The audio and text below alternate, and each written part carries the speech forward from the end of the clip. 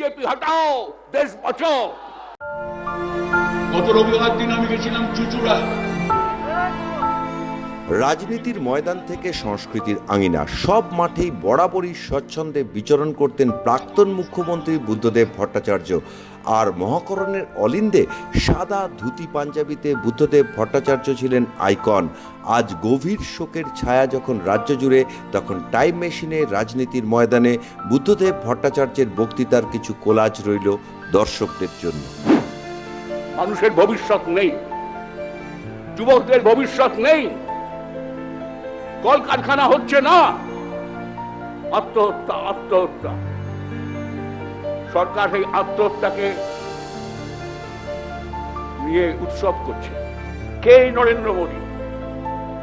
অনেক কথা আছে ওর নিয়ে, দাঙ্গা ঠাঙ্গা নিয়ে।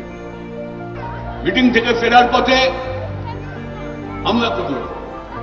গুজরাটে গরিব মানুষ জমি পেয়েছে, বিষ ছড়াচ্ছে, আগুন ছড়াচ্ছে, দেশ ছারখার হয়ে যাবে। I can tell you we are going to win this election.